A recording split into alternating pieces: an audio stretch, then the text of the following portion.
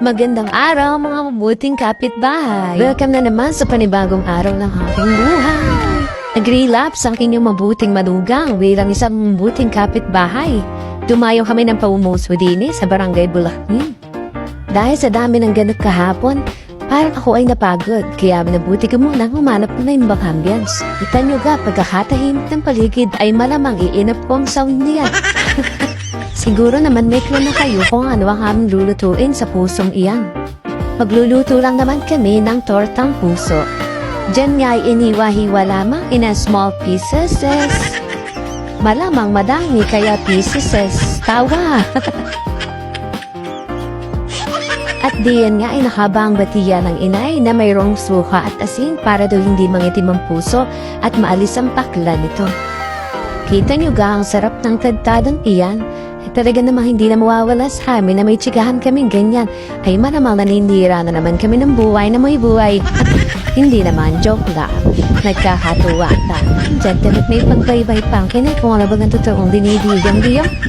Kalasi nagkakadaliman na nakusapan. Bakit kita niyo nga riyan na pati ang nono sa punso ay nakipagmaritisan? Aw, pag sa ganda ng upaw, ala sige ay chismis din naman eh. Kung siya na bagay itong pinag-uusapan, aw, at ligid nagkilpang inay. Sino kaya yung nakakaawa naman? Joke lamang. At naroon nga sa kabilang panig, ang tumugo ay hindi naman nga nagpadaig. Oh, at talaga din naman Pisyos. Pagpasensyahan nyo na nga masyadong mahangin. Mahangin din ang aming usapan. Makikisama ba? Ano kayo? Kanina nga sa kabilang panig ko lamang ay nasa tabi na namin. Ay iba din nga naman ang sagap ng maritisan ay nakakapanawag pansin kahit pang kapitbahay mo ay nasa kabilang ibayo.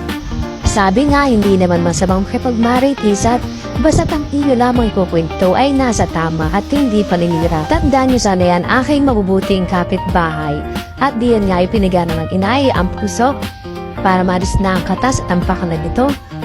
Oh, pati naman yung aking bulilit doon, nakikitik-tik din naman ay hindi rin magpapadaig sa kanyang daddy sa pagtadtad ay.